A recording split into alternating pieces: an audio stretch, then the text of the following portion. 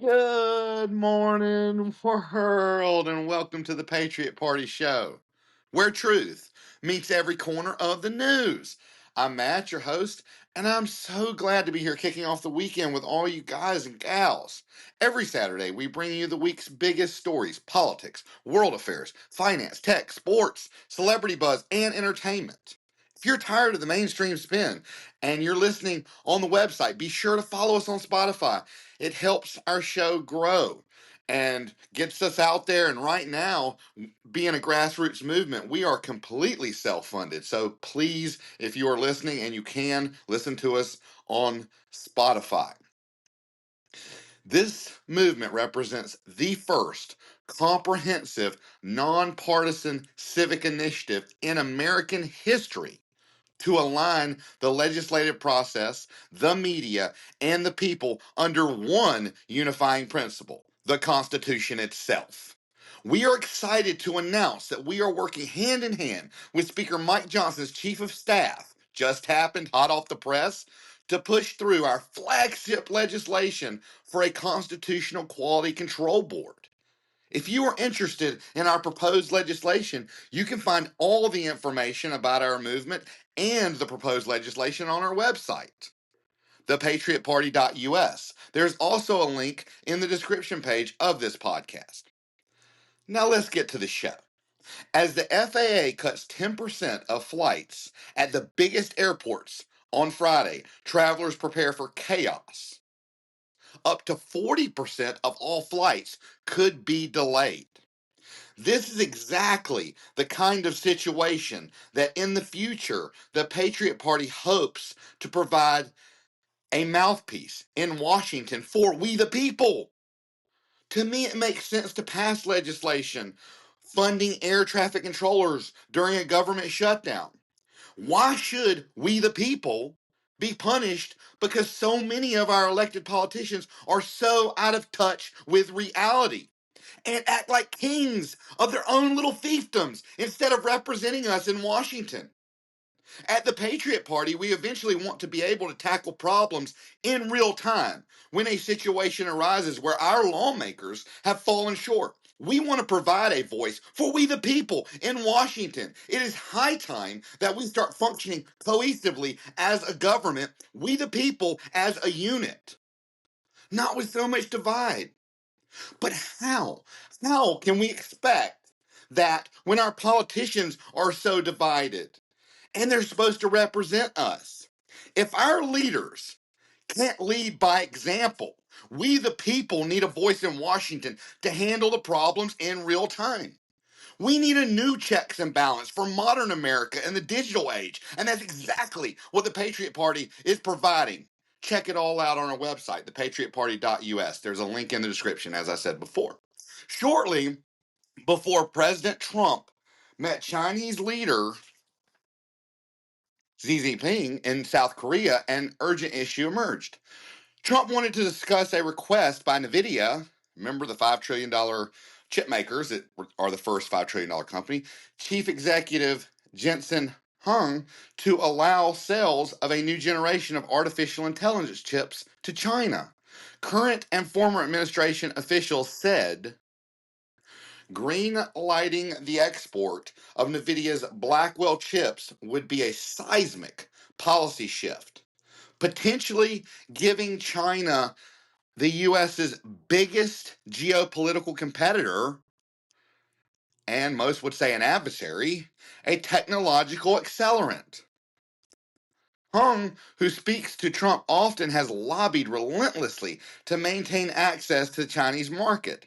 As they prepared to meet Xi, top officials, including Secretary of State Mark Rubio, told Trump the sales would threaten national security, say they would boost China's AI data center capabilities, and backfire on the U.S.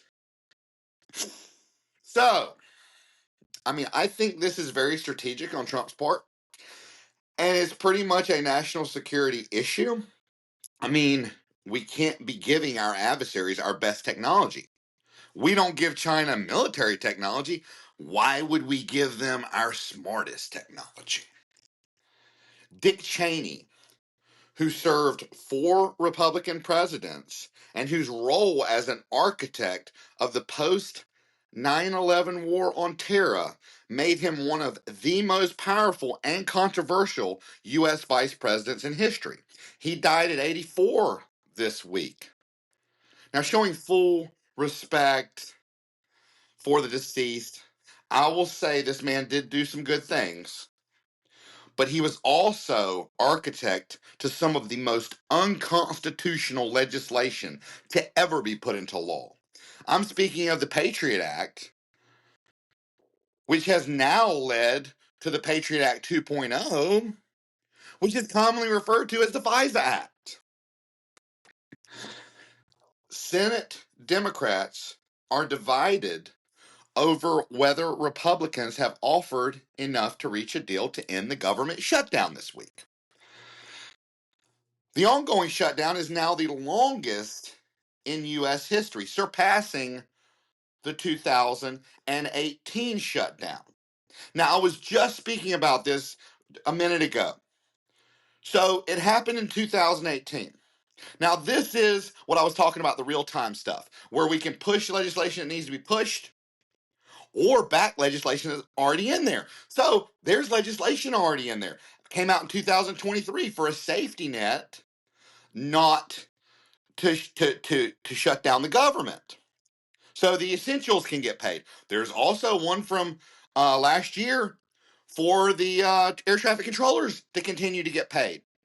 These are all proposed, but they haven't been taken up. Why? This is common sense legislation. It shouldn't matter if you're a Democrat or a Republican. You shouldn't want the government to shut down, even if you don't like all the programs. In totality, we should not want. Do they shut down? Did we have to pay taxes? You're not working. It's not functioning. Why are we paying taxes during that time? Why didn't we get a prorated amount this year to pay for the time that you were working? Just at it from a practical business standpoint, the government should not shut down. The fact that there's common sense legislation that hasn't been pushed is sickening because it doesn't align with a political agenda. Well, we the people are tired of everything being so partisan and ready for some bipartisan legislation to come through, which that should have been. My biggest question to this is why are we making funding the government partisan in the first place? Too many lives hang in the balance for some party politics. President Trump announced a deal with Eli Lilly and Novo Nordisk, makers of Ozempic, Wegovy, and Zepbound, to cut prices and expand Medicare and Medicaid coverage for these popular weight loss drugs. During the rollout, officials claim the initiative could help Americans lose a staggering 135 billion pounds collectively by the 2026 midterms. I got to tell you guys and gals, I've seen what these medications can do, and I think this is a boon for the MAHA movement, Make America Healthy Again. Although I did report a story about a class action suit for Ozempic side effects and how Mounjaro is a much better choice. But this is definitely taking us down the right path. And how can anybody be opposed to Make America Healthy Again, which is backed by statistics? The only reason is because it is attached to a partisan political party. These movements, Make America Great Again, America First, MAHA, the only way that they are truly righteous is take the party line agendas out and make the movement for everyone. Kind of like I thought, and I know I get a bunch of pushback from this, but this is common sense. All lives matter, not just Black Lives Matter. That splits the races. All lives matter. The year that movement started, and look this up, I think it was 2 or 3 times as many unarmed white people were killed by the police as unarmed black people. But yet it was Black Lives Matter. No, it should be all lives matter. And that's why these movements implode, because they split, they divide. Instead of bringing we the people together. Now, following similar news topics about these weight loss drugs and about Novo Nordics, Pfizer has agreed to buy the weight loss drug startup Metsera in a deal that could be worth more than $10 billion, besting Novo Nordics, who was trying to buy it, following a heated bidding war. Excuse me. Under the terms of the cash deal, Pfizer will pay $65.60 a share up front and a contingent value worth up to $20.65 a share. Now, this has been a developing story. Trump says he will withhold food stamps until government reopens. Then he said he would give everyone half the benefits. And then a federal judge ordered full benefits to be paid. And finally, to wrap this up, Friday, the Supreme Court paused the lower court order that directed the Trump administration to fully fund federal food assistance benefits for November. The interim order from Justice Ketanji Brown Jackson, known as an administrative stay, I'm a little unclear, and I'm sure there's a way to do it, but I read a story that just yesterday, that he was in the appellate court. I don't know how he skipped. I'm not sure procedurally. I'd have to look into it. How he went from yesterday morning, a news story coming out saying he was in the appeals court, and then a Supreme Court ruling on that afternoon. I don't know how that happened, and it definitely wouldn't happen for we the people. Nobody in the U.S. would get that kind of attention and action from the Supreme Court. Now, I know this affects the country, but I mean, if you can get something in the Supreme Court, you're looking at maybe 5-10 years. This literally happened in 5 hours. So, anyway, on Friday, the Supreme Court, they paused that ruling. So the Supreme Court recently shifted its approach to ambiguous laws. I know you get tired of it. I beat it like a dead horse, but these ambiguous laws are the root of so many problems in America. And the critics argue that some rulings risk the judiciary stepping into a law-making role rather than simply interpreting statutes. That is the judiciary. That is the Supreme Court and the judiciary's branches. Interpret the laws. Make statutes. Don't make laws.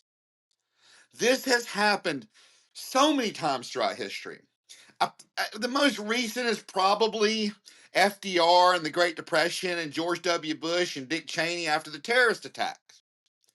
But this has happened throughout history, and this is why there are so many ambiguous laws on the books that need to be challenged by the Constitutional Quality Control Board, because ambiguous laws breed executive overreach, which puts the checks and balances out of balance, and judicial activism, which puts the checks and balances out of balance. The legislative branch is the only branch, per the Constitution, that allows the making of laws. Come on, justices. Let's be constitutional. More than 26 billionaires gave to campaigns to defeat Democrat New York City Mayor-elect. I mess names up all the time. I am no good at it, but Mandimi, or Zoran Mandimi, the socialist. So the largest donations were given by former New York City Mayor Michael Bloomberg, a Democrat. Now, this is a Democrat running. This is a Democrat ex-mayor who was the biggest billionaire donor that didn't want him in there. Remember, a couple of weeks ago, we reported about how he was anti-capitalism and how he didn't think billionaires needed to exist and millionaires and billionaires needed to pay so much more. And I called the decline of New York City similar to what happened in Detroit. And I broke that all down because of the Texas Stock Exchange and all that. So Michael Bloomberg, a Democrat, gave more than any other individual donor He gave 8.3 million and made a last-minute donation of $5 million to an anti-Mamdani or Mandini group in the days leading up to the election. Even the Democrats didn't want this guy. They didn't want this guy. President Trump's global tariffs appear to be on shaky ground after Supreme Court justices expressed skepticism during a hearing on Wednesday about his authority to impose sweeping measures on countries around the world. As well, they should be. Oh, thank goodness. Maybe they're waking up. Because per the Patriot Party principles, we rule his use of tariffs unconstitutional as it is written and as the laws are written. These laws that the Justice Department are ruling on are exactly what the Patriot Party movement is aiming to fix with its new proposed Constitutional Quality Control Board legislation that has made it to Congress. The Supreme Court on Thursday ruled President Trump's State Department can prohibit transgender Americans from listing their gender identity on their passports for now. This means you have to put your biological sex down that you were born as, not what you identify as. Let's go. Facts over fiction. Tesla is obsessed with Musk's pay package. Musk is obsessed with trying to catch up in the artificial intelligence arms race. AI. So, from a business standpoint, you can't blame him. All the signs point to AI taking up a much larger market cap with much more room for growth than electric cars. If I'm not mistaken, I think I read a story this week or last about Ford getting ready to do away with this electric F-150. You do the math. NVIDIA, $5 trillion company, first $5 trillion company off of AI and chips, and all these AIs competing worldwide, or electric cars. Then, as the story progressed throughout the week, Tesla shareholders approved a record-setting pay package for CEO Musk, a plan designed to motivate the world's richest man with as much as $1 trillion in additional stock. Y'all remember I just reported the other week, I think it was last week, that he had reached $500 billion. He is now the world's first trillionaire. And I'm like, well, that's one way to get his attention, make him the world's first trillionaire in history, in world history. That's crazy. So, former Speaker Nancy Pelosi announces retirement. It is about time. She's 85 years old. And all I can say is this is completely my opinion. But we need some new blood in Washington, some younger blood in Washington, not people who are so out of touch with reality, without being disrespectful to politicians, that I call dinosaurs. And I don't care if you're Republican or Democrat. When you're in there until you're almost a century old, you have lost touch with reality. When you continue to get elected like that continuously, you, in my opinion, have lost touch with reality.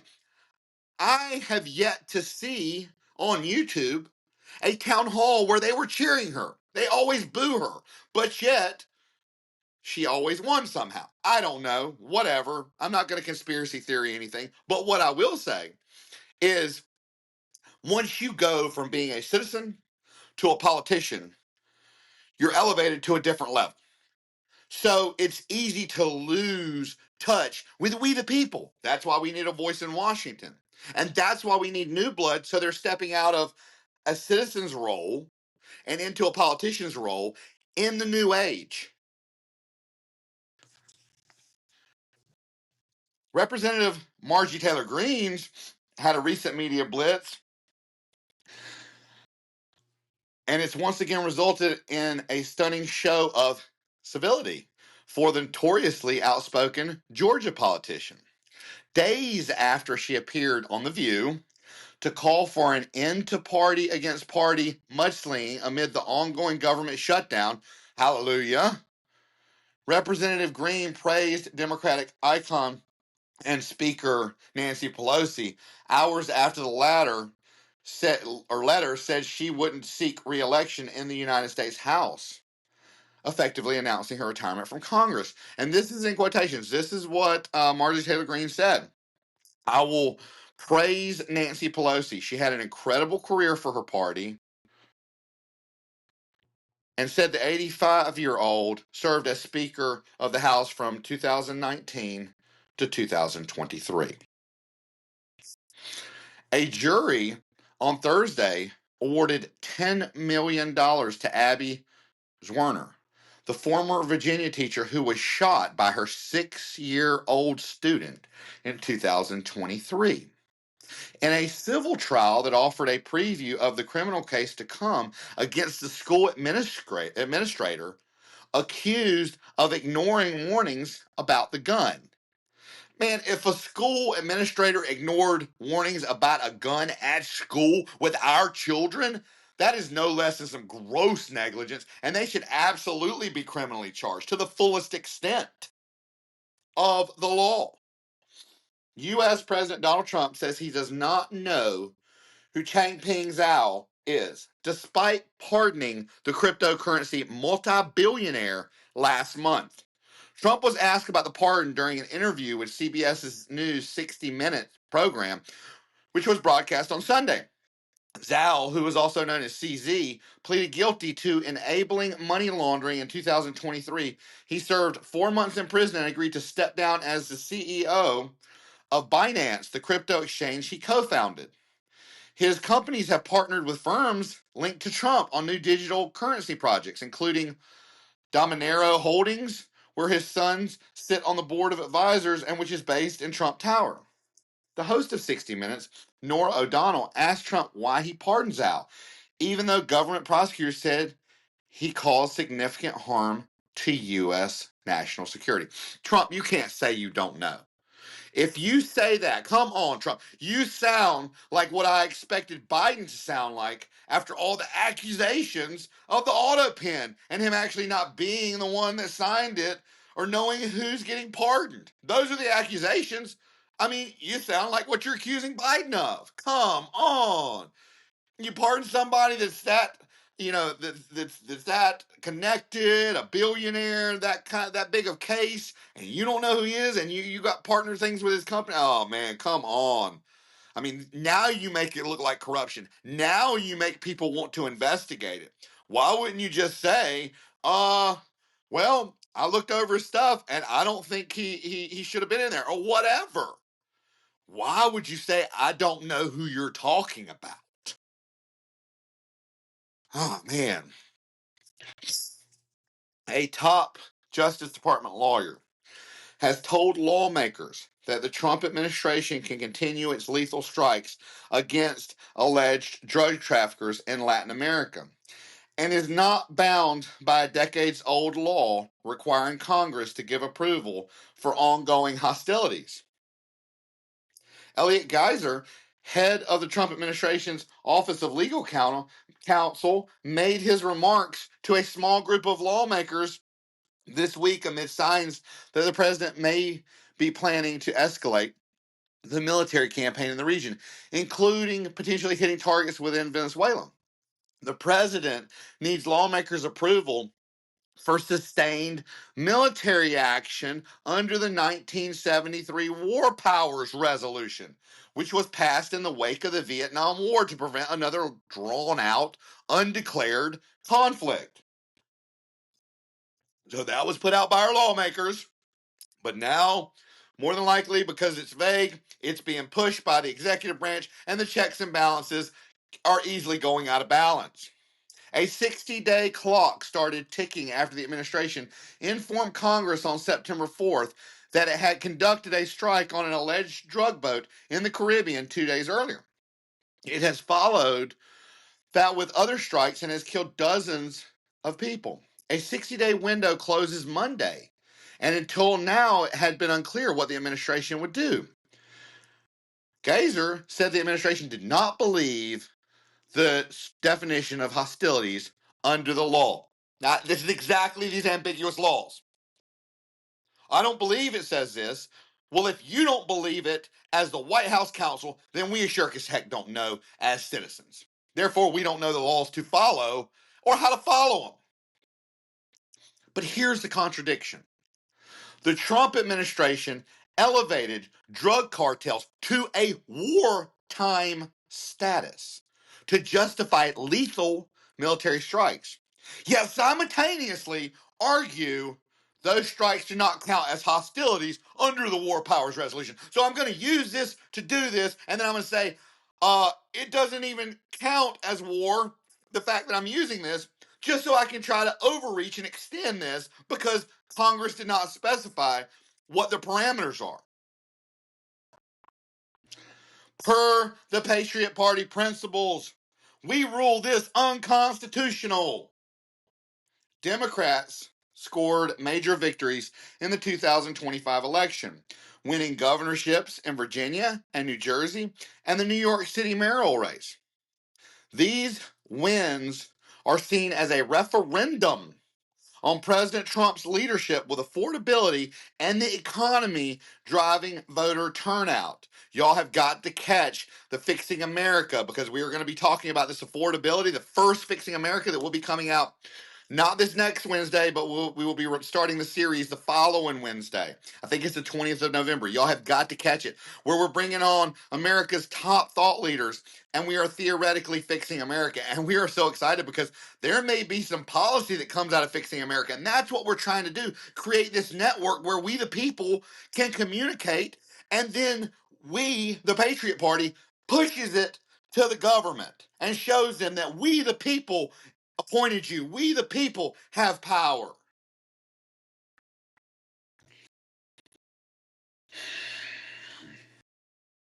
Democrats, excuse me, I get choked up. I get all worked up. I apologize. Just bear with me on my rants. Democrats scored major victories in the 2025. I just said that. So they were saying that these are a referendum on President Trump's leadership, right? All these Democrat sweeps. And this is why Democrats won in several traditionally blue states. That's the reason that they had a big sweep, because these are traditionally blue states. But this is the reason they say about the referendum. See, I told y'all a few weeks ago that this was going to be carried with a lot of partisan spin on both sides, depending on which way it came, but it would be partisan spin on both sides. That was what was coming out. And I said you had to watch and see what it said. So when I was scanning it, when it said that they considered it a referendum for Trump, I'm like, that might be a spin. So I wanted to give you the details of why that was said. So you know that's not a spin. That is not a spin. This is why. So even though they won in traditionally blue state, flipped or held ground in battleground areas. The big wins this week included Virginia, New Jersey, and New York, which are often considered Democratic leaning. I think they're blue, maybe not down in Virginia. It would be Democratic leaning from my opinion. That's a subjective opinion. But the victories, here it is, were significant because they came after recent Republican gains in those same places. So the Republicans had gained support in those places. Probably not enough to win. Now, maybe in the leaning states, I think New York's blue, blue, blue. New Jersey probably follows suit. Virginia will be a little bit more on the leaning line, but usually goes blue, but is more on the leaning line. But they are saying that it's a referendum because the Republicans have gained traction and I think lost traction, and probably during that Epstein debacle. I haven't heard anything. California voters approved a new congressional map favoring Democrats potentially shifting House seats in 2026. And this is like we said last week or the week before, when the Democrats were fussing about the Republicans redistricting. Gerrymandering goes on in both parties, and both parties complain about it. A UPS plane crashed Huge explosion, and it rocked Kentucky's airport. Last I saw, 7 were dead, 11 were hurt. Please let our thoughts and prayers go with these people and their families and everyone affected by this tragedy. So we're going to get into some world news. I feel like this week is the week of natural disasters almost when it comes to world news. So there was a Philippine death toll that went over 140 people as a typhoon headed towards Vietnam. So a typhoon hit the Philippines. Now, if I'm not mistaken, a typhoon is the same thing as a hurricane, but on the other side of the world. In another ocean. I'm not 100% sure, but I'm pretty sure. So then a landslide in Kenya killed at least 13. A temple stampede in India left 9 dead, and an avalanche in Italy claimed 3 lives. And I'm like, boy, this seems like a week of worldwide natural disasters. Our thoughts and prayers with everyone and their families. Xi Jinping positioned China as a counterbalance to U.S. influence, with global analysis noting a shift in trade and diplomacy. Youth activism in Asia emphasized power sharing between generations at the International Civic Society Week in Bangkok, Global Issues. This kind of activism is the very reason why the Patriot Party movement has exploded into a worldwide movement. We have people listening in over 140 countries, and we say, hey, hello, world. Good morning, world. That's why we say that. So this is the same kind of movement. This is why. And we talked about it. We talk about it in an upcoming episode. I believe is coming up Wednesday with the head of communications for the Baptist Church and why the Patriot Party aligns with Christianity. And we talked about how the U.S. is an example and how if we don't stop, we're going to be like Europe in 20 years. You know, where the woman, we had the silent prayer police, where she was arrested for saying a silent prayer and fined twice and fined $12,000 and made to do a public apology. Before we get into financial news, remember to invest like the top 1% at a fraction of the cost. Use Openvest. This is a Patriot Party approved company, and the link is in the description for this podcast with an exclusive Patriot Party code, an exclusive code to get free money for investing. Use the code. So let's get on to the financial news. The Trump trade scorecard, 1 year after his election win. It's not quite a year, but I guess a year, but not since he, actually been president. So Trump's 2024 win sparked the Trump trade, boosting crypto, U.S. stocks, and the dollar. Investors bet on Trump's pro-crypto stance, deregulation, and lower taxes to boost certain sectors. 1 year later, investors were mostly right, although they had to tackle tariffs and uncertainties that they had caused. The Trump media lost $54.8 million last quarter and is on track to lose far more. Trump Media and Technology Group, the parent of Truth Social, reported a net loss of $54.8 million in the third quarter of 2025. The losses were driven mainly by legal expenses, asset depreciation, and high operating costs, despite the company holding billions in financial assets and expanding into crypto ventures. This November, HBO Max is raising prices for the 3rd year straight. Apple TV just dropped the plus from its name, and the next Netflix phenomenon is back for its final season.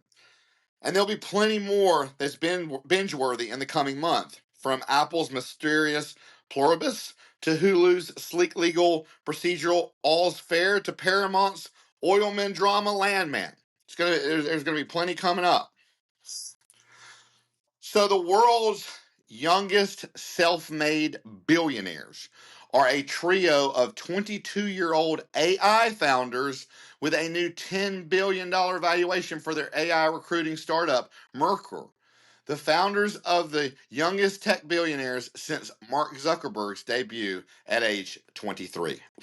Can you imagine, y'all? I mean, I know that some of y'all are young like that, and hey, that's great. I miss it. Can you imagine being worth billions of dollars when you just hit your 20s, when you were just supposed to be graduating college? Crazy, crazy. Can't even think about it. Kimberly Clark has agreed to buy Kenvue for more than $40 billion, combining the maker of Huggies diapers with the owner of Tylenol in one of the biggest takeovers of the year. In the cash and stock deal, Kimberly Clark will pay $21.01 a share, compared with the closing price of $14.37 on Friday. Kimberly Clark said the deal, including debt, has a total of $48.7 billion. Highway only right about, so I wanted to see what Tylenol was, what part of the capital was made by Tylenol, because I'm like, after Trump has gone after it for autism and all that kind of stuff, I imagine their sales are going to be hurt, at least U.S. sales. So their worldwide sales, and I remember this is a $48.7 billion deal, their worldwide sales on Tylenol is $1 billion. So Trump's stance on Tylenol and autism shouldn't hurt the company too much. It wouldn't be I'm reading this deal and I'm like, why would they be buying Tylenol right now? But then when I looked into it, Tylenol is only a small portion of the company. The NASDAQ composite closed at its lowest level in 2025 this week, dropping to around 22,740 points.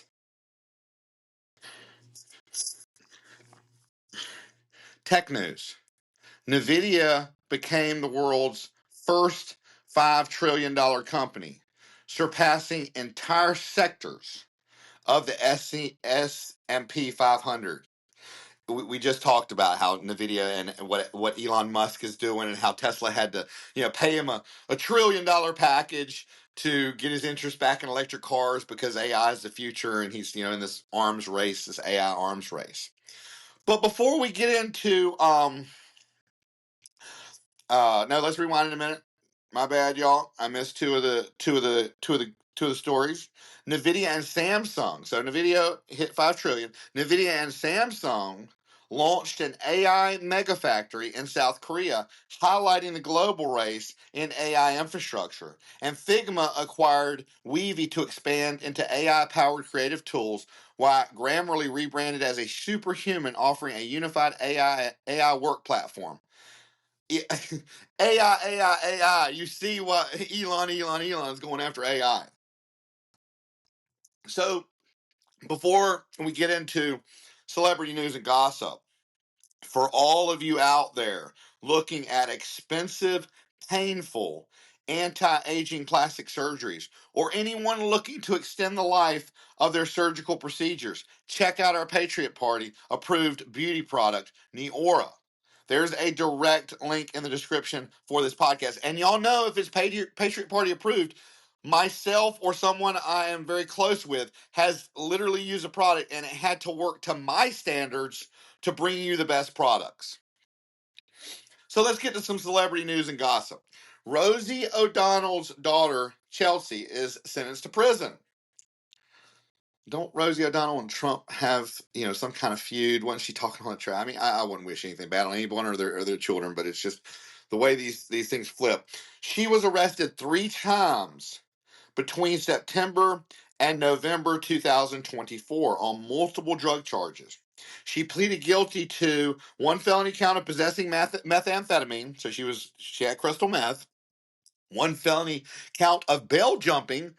She got out of jail and then didn't come back to court, so I think they would probably have issued a bench warrant. And 1 misdemeanor count of resisting or obstructing an officer. And that's probably really why she's having to do prison time. It's not the meth. I mean, in my opinion, this is subjective opinion. In my opinion, that they really tried to hammer her because of her laying hands or resisting an arrest. They don't look too kindly on that. Jack Harrow, the man who pleaded guilty to killing, and this is so sad, his 7-month-old son, Emmanuel Harrow, was sentenced to 25 years to life in state prison Monday. You know what makes me sick about this, y'all? You know what makes me sick? There are people, and you can look this up, Google me, fact check me. There are people sitting in prison for a life sentence or federal prison for life sentences for marijuana, which is now, and they've been there 25, 30, 40, 50 years, which is now legal in 38 states, at least medical, and a lot of them, recreational. But this guy kills his 7-month-old son. He gets 25 to life. He'll probably get out in 25 or less for good behavior. I don't know what their percentages are. How equal is that? And we speak about lawfare and how bad the criminal justice system is broken. And that, it too, is why, one of many reasons, why our Constitutional Quality Control Board will be such good legislation to help fix the criminal justice system, y'all. So Diddy was bragging in prison, Trump will pardon me next year. I said this the other week about something completely different. Loose lips sink ships. If this was actually in the works and going to happen, I highly doubt it will now. I think he's just talking out of his neck, trying to, be some big shot. Oh, I'm getting out of here anyway. But if it was going to happen, I highly doubt it will now. Jennifer Lawrence and Robert Pattinson premiered Die My Love in New York. Cynthia Erivo, Selma Hayek, and Cindy Crawford dazzled at the LACMA Art Film Gala, which raised $6.5 million. Nelly celebrated his birthday with Ashanti in Atlanta, while Hollywood's fashion spotlight turned to Emilia Clarke and Zoe Deutch for standout red carpet looks. So let's get to some sports. There's a lot of stuff that happened this week in sports. Some very sad things, too. But sports fans, they are frustrated by the standoff between Disney and YouTube about ESPN. Disney's network includes the ESPN channels, and they are unavailable on YouTube as part of a blackout that began on October 30th. The media giant has said YouTube TV isn't willing to pay the market rate. Meanwhile, the Google-owned live TV service has said that Disney's proposal would force it to raise prices again, while helping Disney-controlled rivals like Fubo and Hulu plus live TV. YouTube promised to give its customers a $20 credit if the blackout drags on. Well, at least YouTube's trying to make it right. I mean, you can't speak bad. YouTube's a necessary evil. It's kind of like the two-party system, I believe. I mean, I would love to have an independent choice as a person. I don't know how feasible that is. But I view the two parties and YouTube the same. They are necessary evils. If you're doing anything on social media with videos or sound or anything, you have to do them. But I just cannot stand them and how hard they are on censorship. It's just, I mean, they're much better than they were last year, much better. But their policies, some of them are just so ridiculous. They are ridiculous. I mean, they used to hit me. I lost a channel. I lost a YouTube channel that had 5,000 subscribers. I had a video on there that got almost 1 million views, and I was a new channel. And they hit me with a shadow ban during this censorship time because I went hard. I mean, I cited all my facts, but I went hard against Democrats. I did. But nothing I said was untrue. Nothing I reported was untrue. And I lost a channel. And then the other day, I helped my daughter. She's training to be an MMA fighter, and so we started her, a channel at Jiu-Jitsu Caitlin, or at Team Caitlin. So it's Jiu-Jitsu Caitlin or at Team Caitlin. Anyway, so she had done something because this started as her channel, and then I just turned it into this to help her, start, make people aware while she was rising up in the ranks, and And she had done something, years ago. She's only 11 now, but she'd done something, I think, when she was 8 or something. And years ago, she had commented on something, and they took the content down and then said that they were going to give her a warning because of something she commented. And I'm like, how can she be expected to enforce or know what Google is going to take down? And I looked at this video and it was so silly. They said it was cyberbullying, but it was like this cartoonish animated thing, and there was no cyberbullying. The worst thing was somebody didn't have their seatbelt on and they flipped out of the car, but it was a funny flip out of the car. And I'm like, I cannot stand YouTube. I had to tell her, hey, if you want a channel to do your own stuff, we'll have to do you another channel. But it's just like a kid can't even do stuff on it. This was a kid clip. So it's good that YouTube is offering us, customers and subscribers something. Maybe they'll get it worked out. I don't know.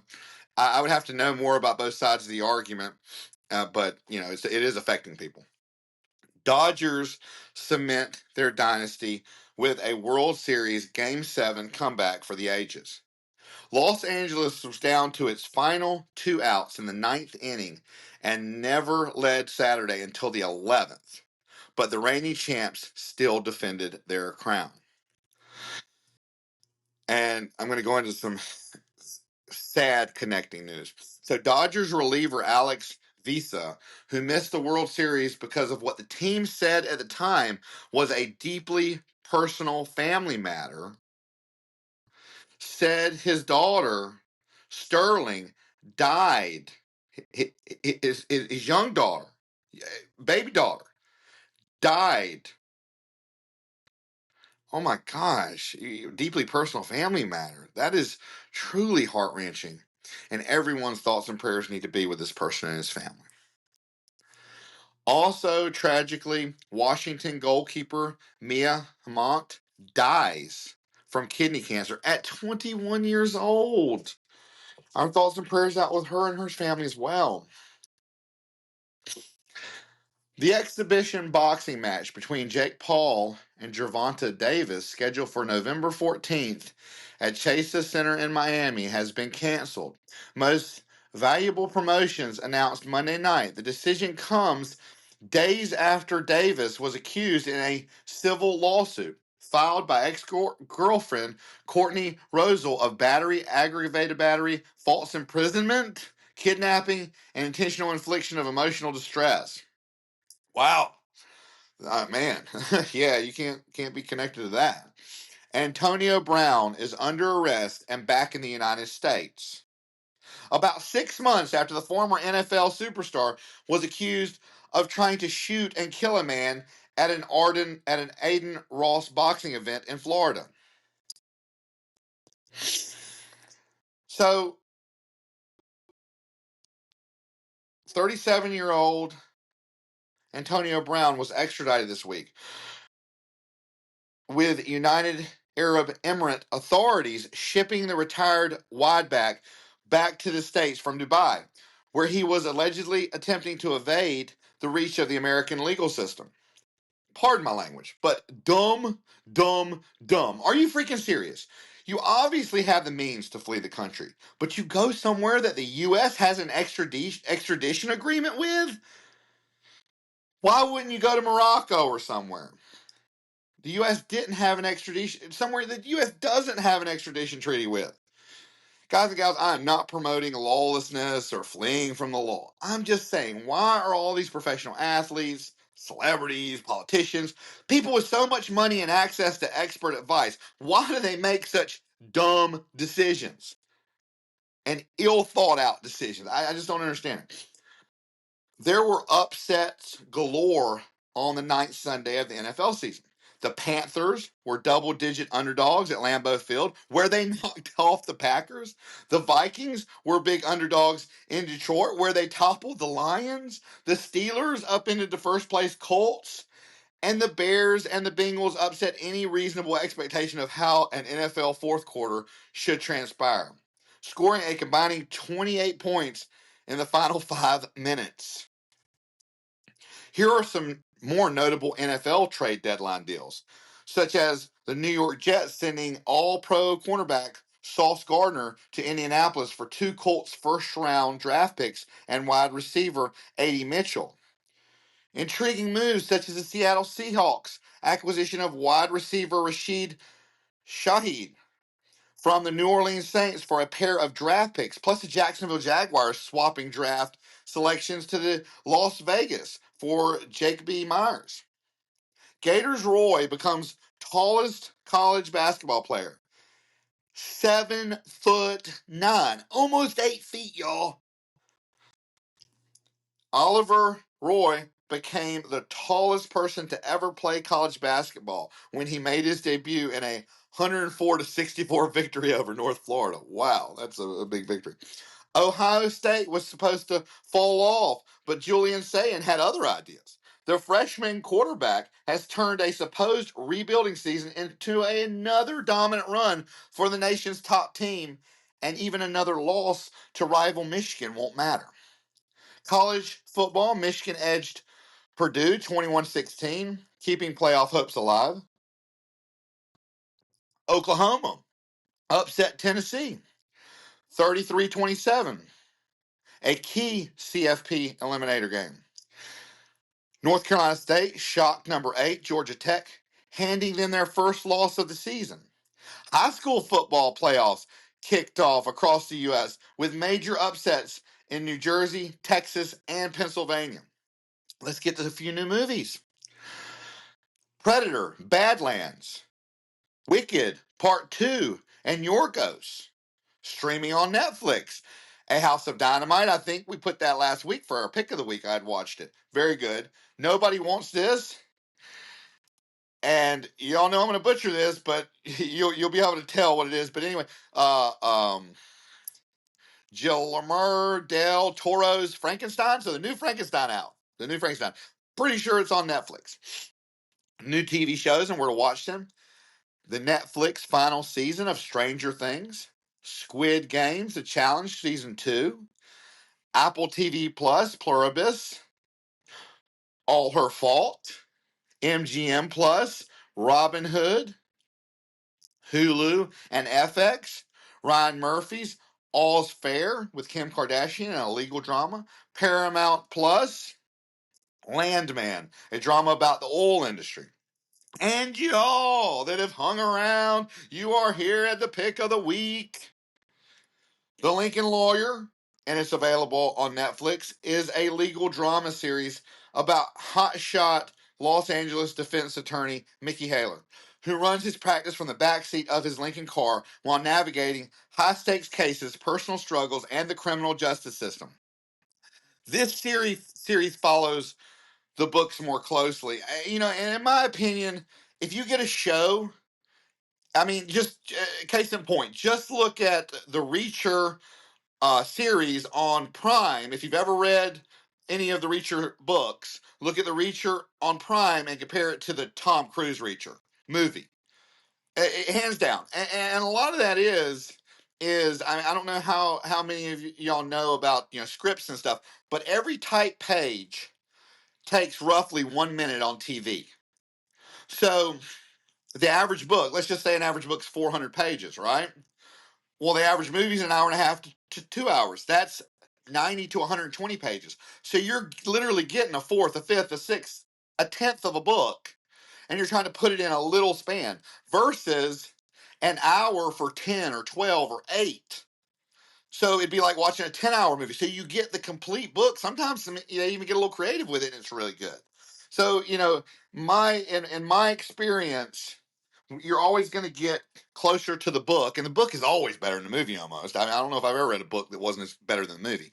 You're always going to get it if you compare, I think, a show just because of the playtime versus a movie. So I know I've rambled on a little bit, but that's a wrap for this week's Patriot Party show. And remember, truth isn't partisan. It's patriotic. Stay safe, stay informed, and check out thepatriotparty.us for more updates, interviews, and movement news. We have a bunch of exciting interviews come up with big names planned for the next month. Join us this week for a great interview, and I will see you next Saturday right here where truth meets every corner of the news.